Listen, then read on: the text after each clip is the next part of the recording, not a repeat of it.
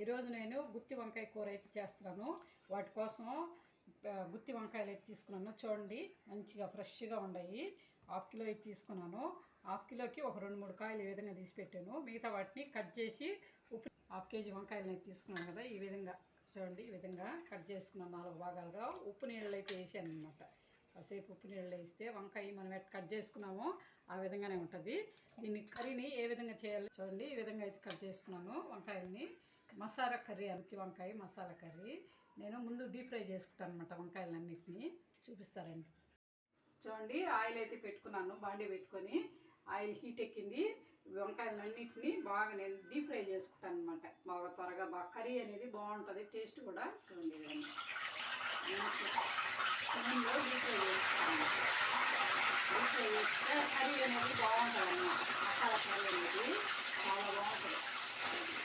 ఆయిల్లో అన్నిటిని ఎన్ని వంకాయలు తీసుకున్నామో వాటన్నిటిని ముందు వేయించుకోవాలన్నమాట, ఫ్రై చేసుకోవాలి. బాగా టేస్ట్ అయితే చాలా బాగుంటుంది. అన్నిటిని విధంగా వేసుకోవాలా. చేసుకున్న తర్వాత కర్రీ అయితే చక్కగా ఫ్రై అయిపోయినాయి. కూర కూడా చాలా టేస్ట్గా ఉంటుంది. మసాలా కర్రీ చాలా బాగుంటుంది అనమాట. నేను ఈరోజు వెజిటేబుల్ బిర్యానీ అయితే చేస్తున్నాను. అందుకోసం నేను ఈ వంకాయ కర్రీని తయారు చేస్తున్నాను అనమాట. చూడండి, ఈ విధంగా అన్నిటిని చక్కగా నూనెలో వేయించుకున్నాను. చూడండి, బాగా డీప్ ఫ్రై చేసుకున్నాను. ఏ విధంగా వచ్చే వంకాయలు తినేటప్పుడు టేస్ట్ బాగుంటాయి అన్నమాట. అందుకని నేను ఈ విధంగా చేసుకున్నాను. ఎప్పుడు ఫ్రైడ్ రైస్ చేసినా ఈ విధంగా వంకాయ నోట్లో పెట్టుకోగానే వెన్నలాగా కరిగిపోతుంది అన్నమాట. చక్కగా మగ్గిపోయినాయని ఇప్పుడు స్టవ్ ఆఫ్ చేస్తున్నాను. కర్రీ ఏ విధంగా తయారు చేయాలో చూపిస్తాను అన్నమాట. చూడండి, నేను గుత్తి వంకాయ కూరకి బాండీ అయితే పెట్టుకున్నాను. ఆయిల్ హీట్ ఎక్కింది. ఇదిగో మసాలా దినుసులు అయితే వేస్తున్నాను. బాగా ఆయిల్ హీట్ ఎక్కుంది. ఇప్పుడు మనం కట్ చేసుకున్నటువంటి పెద్ద సైజు ఆనియన్, 2 పచ్చిమిర్చి, కరివేపాకు వీటన్నిటిని యాడ్ చేస్తున్నాను అన్నమాట. చూడండి, ఇది బాగా వేయించుకోవాలా. మనము కర్రీ అయితే త్వరగా అయిపోద్ది, ఎందుకంటే వంకాయని మనం డీప్ ఫ్రై చేసి పెట్టుకున్నాం కాబట్టి. ఈ విధంగా బాగా మగ్గించుకోవాలన్నమాట. వీటిని కర్రీ ఈజీగా ఉంటుంది, తినేదానికి కూడా అమ్మగా ఉంటుంది అన్నమాట. చూడండి, ఈ విధంగా వీటన్నిటిని బాగా వేయించుకోవాలి. గోల్డ్ కలర్ వచ్చేంత వరకు. తినేయో బ్రౌన్ కలర్ వచ్చాయి కదా, ఇప్పుడు మనము అల్లం వెల్లుల్లి పేస్ట్ 1 టేబుల్ స్పూన్ వేస్తున్నాను. చూడండి, అల్లం వెల్లుల్లి పేస్ట్ 1 టేబుల్ స్పూన్ అయితే యాడ్ చేస్తున్నాను. తర్వాత టమాటాలు, మనం తయారు చేసి పెట్టుకున్నటువంటి జీడిపప్పు, కొబ్బరి, మనం తయారు చేసినటువంటి కొబ్బరి, జీడిపప్పు, నువ్వులు వీటన్నిటిని కలిపి పేస్ట్ అయితే చేశాను. ఇదిగో చూడండి, ఈ విధంగా పేస్ట్ అయితే తయారు చేసుకున్నాను అనమాట.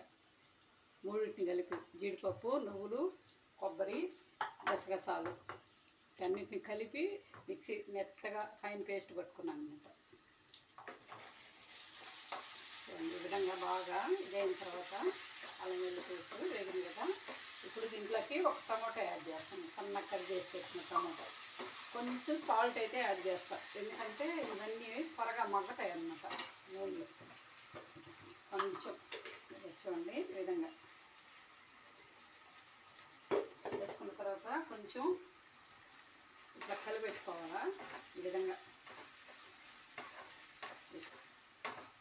డీప్ ఫ్రై చేసుకున్న తర్వాత ఇవి మసాలా కూడా వేస్తాను అన్నమాట. చూడండి, కొబ్బరి, జీడిపప్పు ఇవన్నిటిని వేసి బాగా కలుపుకోవాలి చక్కగా. పేస్ట్ చూడండి, పేస్ట్ ఎంత స్మెల్ వస్తుందో. జీడిపప్పు, గసగసాలు, కొబ్బరి, నువ్వులు వీటన్నిటిని కలిపి పేస్ట్ అయితే చేశాను. ఇప్పుడు పసుపు 1 టేబుల్ స్పూన్ వేస్తున్నాను. చూడండి, 1 టేబుల్ స్పూన్ పసుపు, కారం 1 టేబుల్ స్పూను, కారం వేస్తున్నాను 1 టేబుల్ స్పూన్. చూడండి, ఎక్కువ వేసుకోకూడదు మసాలాలు, అంటే కారము అట్లాంటివన్నీ. తర్వాత మనం తయారు చేసుకున్నటువంటి ఇంట్లో తయారు చేసుకున్నటువంటి గరం మసాలా. చూడండి, గరం మసాలా నేను ఇంట్లోనే తయారు చేస్తాను అనమాట. ధనియా పౌడరు ఇంట్లోనే, అన్నీ ఇంట్లో తయారు చేస్తాను. మామూలు వేయించుకొని పౌడర్ అన్నిటిని, ధనియాల పౌడరు. చూడండి, ఈ విధంగా వీటన్నిటిని బాగా మిక్స్ చేసుకోవాలి.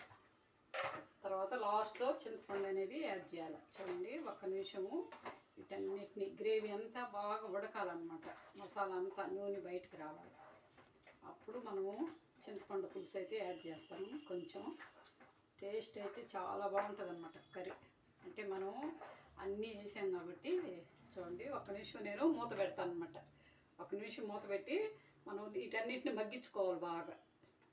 చూడండి ఇవన్నీ బాగా మగ్గిపోయినాయి కదా. ఇప్పుడు నేను చింతపండు రసం అయితే తీసుకున్నా కొంచెం. చూడండి దీన్ని యాడ్ చేస్తున్నాను. అంటే మనం కొబ్బరి పేస్ట్ అయింది కదా, ఆ వాటర్లో కలిపాను అనమాట చింతపండు పులుసు. ఈ విధంగా దీన్ని ఇట్లా చేసుకున్న తర్వాత వాటర్ అనేది యాడ్ చేయాలన్నమాట కొంచెం. చూడండి ఈ విధంగా చింతపండు పులుసు అయితే వేసాను. వీటన్నిటిని ఒకసారి బాగా కలిపెట్టుకున్న తర్వాత కలిపెట్టుకోవాలా, బాగా బాగా తిప్పుకోవాలి ఈ విధంగా. చూడండి అమ్మా, ఈ విధంగా తిప్పుకున్న తర్వాత వాటర్ అనేది చేస్తాను అన్నమాట. కొంచెం వాటర్ యాడ్ చేస్తాను. చూడండి మనం గ్రేవీకి సరిపడేటువంటి వాటర్. తర్వాత లాస్ట్లో మనం వంకాయ అనేది యాడ్ చేసుకుంటే సరిపోద్ది. ఇప్పుడు కొంచెం కొత్తిమీర యాడ్ చేస్తాను, కొంచెం వాటర్ యాడ్ చేస్తాను.